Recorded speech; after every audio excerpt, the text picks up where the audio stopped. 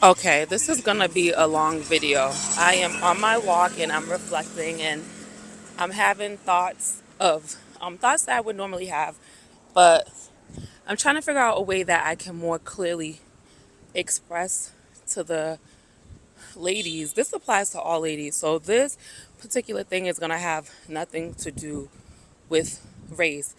I'm always primarily talking to black women, but this conversation has nothing to do with race. So the beauty industry, and I posted a video the other day saying how we lost the plot. And this is something I say all the time, but I have to be able to articulate it more clearly in a better way where it's not like I'm talking down on people or shaming people. So, this is what I have to say. I have been in the beauty industry for a very long time, and throughout the years I, such as many other veteran stylists, have seen a lot of different things. And something that I realized a long time ago, which honestly, anybody in the beauty industry, we all know this, is when you start to get too far into doing unnatural beauty services, it just never ends up well. It just doesn't end up well.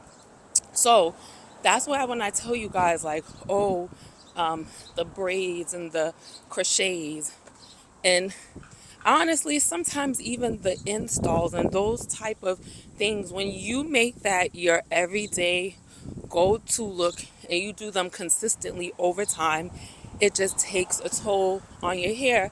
And there's no way to ever wear those styles consistently long term and you end up winning on the end. It just doesn't go like that. It just doesn't.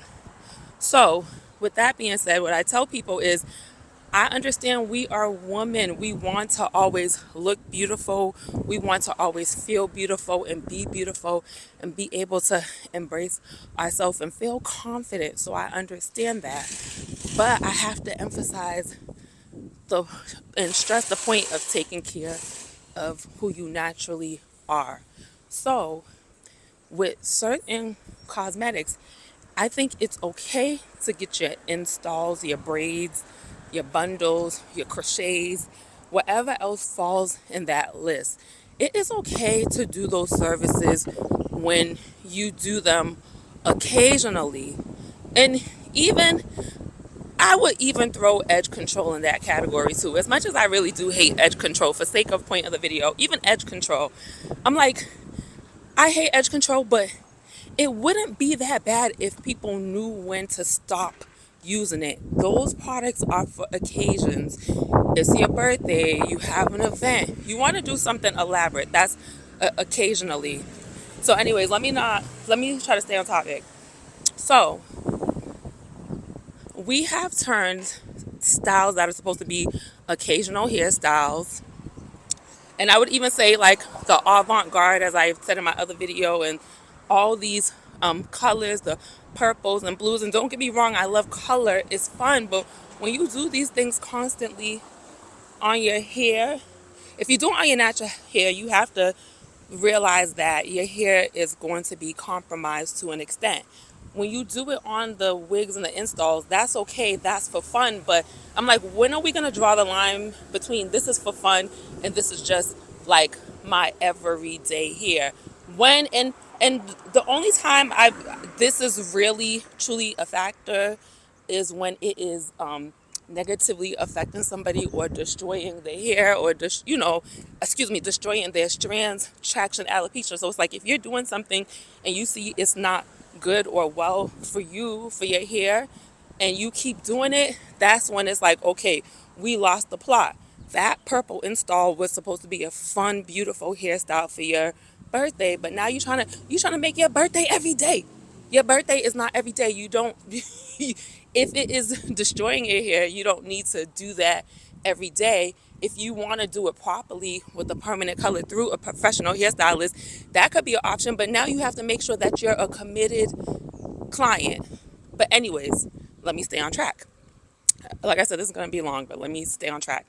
So, all these occasional everyday things, we're trying to make it the normal everyday beauty, and that's just not how it goes. And Of course, I'm a hairstylist, so I'm going to primarily speak from a hair perspective, but I see it in everything, even the nails, um, even some of the just the things that we do, even the eyelash extensions.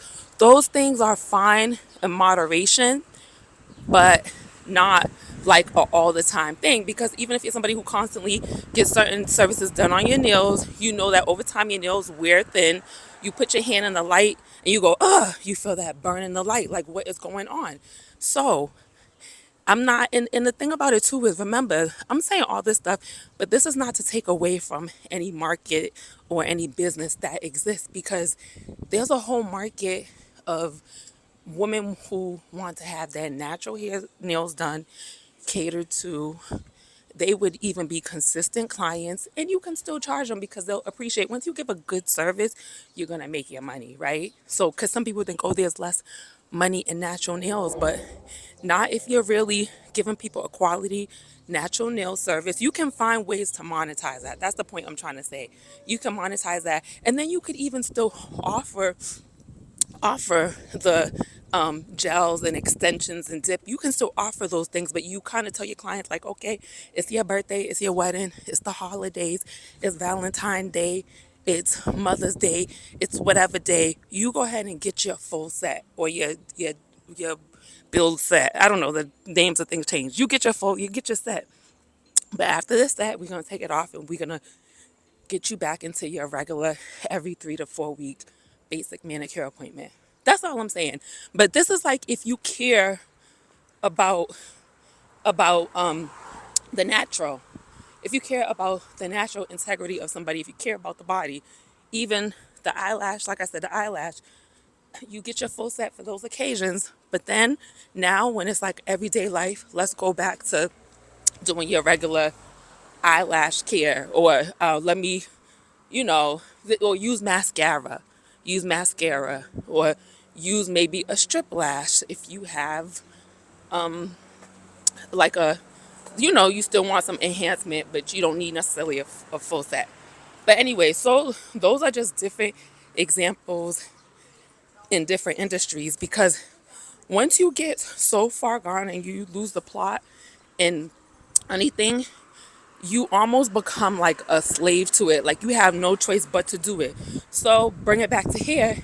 If you always do braids, installs, all these things, and you see that it's negatively affecting your hairline, and go ahead, if you see it's effectively negatively affecting your hairline, and you continue to do those services, you're gonna rely on it so much that it gets to a point where you have no choice but to do it. So another thing too is, as women with our beauty, we're supposed to be able to have the option. Part of beauty in a woman is versatility. You're supposed to be able to have options to do all different types of things. So, like, you could have your relaxed hair, you could have your natural hair, you could have your install, take a break, have your braids down the line, take a break. But anyways, when you do so much of one thing, you have no choice but to do it. So even people, when they're always doing weave, you get used to seeing yourself that way. So once you don't see yourself that way, it just doesn't feel right, because now you made that your new natural. And then in addition to that, if it is giving you traction, alopecia, and breakage, and maybe your scalp can't breathe, and dry scalp, and all those, like, those kind of ailments, those side effects, if you see that it's doing that, and then it's like you keep do it, the traction alopecia, it can go so far where now it's like, okay, now you have no choice but to get a weave, because that's the only way you're gonna look good, because the damage is that far gone. So that's one example, and that goes for braids, any tight tension hairstyle. So I think you guys get what I'm saying, and honestly, I'm just walking and talking, but I might even make this a more formalized video, because I'm very sure that I missed many points. I'm very sure that there's more points that I need to make. But anyways, don't forget to take care of your natural beauty. Don't forget to take care of your natural hair, natural nails, natural lashes.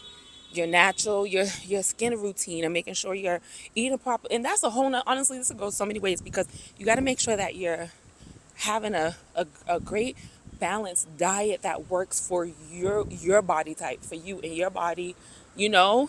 And when you maybe have a physical and have blood work done, you want to, thank you, when you have blood work done, you maybe want to look at, make sure all your levels are normal. If you have any deficiencies, that's something you want to address with your doctor about, okay, how can I bring this up to level? Because when you have any deficiencies in your body, it's going to come out in every, yeah, your hair, skin, nails is going to come out in that way. So this all comes from a place of love. This is nothing to nobody, you know what I'm saying? I just have to, we're all entitled. I have to speak the truth from the way that I see it. But some my clients, like, when y'all, I don't feel bad when y'all decide you want to get your braids and get your this, get your that. I'm not feeling bad, so I don't want you to feel bad about I'm not trying to make you feel bad about getting those things. I'm saying be mindful, practice your beauty route. Certain things, routines have to be in moderation. Certain things have to be in moderation, right? And know when to cut back, know when to stop. And I think that's pretty much all I want to say. Have a blessed day.